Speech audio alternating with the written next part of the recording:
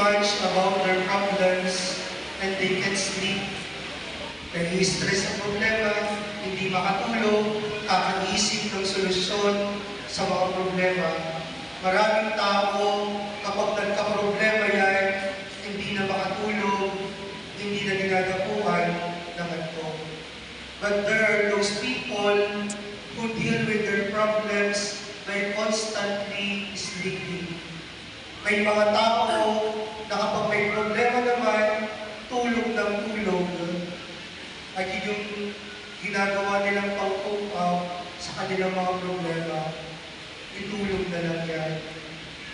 At yung mga iba naman, kung minsan natutulog sa homily ni Father. Pero sana sa akin, huwag kayong matutulog. My dear brothers and sisters, it is not surprising that Joseph in our gospel asleep. Si San Jose natulog sa laki ng problemang kinaharap niya. Mas nalaisip niya pang matulog na lamang kaysa maguhit siya sa kakaisip ng solusyon doon sa problema niya. Sabi nga nila, lahat ng problema may solusyon. Pakiulit nga po yun. Lahat ng problema may solusyon. Naniniwala po ba kayo doon? Pero alam niyo kung minsan, napakagandang pakinggan ito na lahat ng problema may solusyon.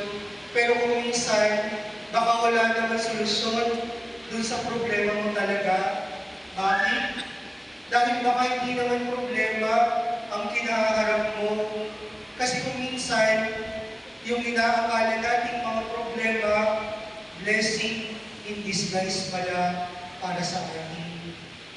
Nakakala natin, pagsubok ito, nahihirapan ako, at the end of the day, blessing in disguise pala sa atin. May solusyon na sana sa St. Joseph, dun sa sitwasyon na kinaharap niya, at nag-decide na nga siya na hiwalayan si Maria, buti na lang nagbago pa yung desisyon. Just imagine what St. Joseph is going through. He is troubled, he is confused, and he is heavy-hearted. Ilagay na lang natin ang ating sarili sa sitwasyon ni San Jose. Ikakasal na siya, tapos matatagpuan niya yung mapapangasawa niya, buntis. At alam na alam niya, sigurado siya na hindi siya yung tatay. At yung tatay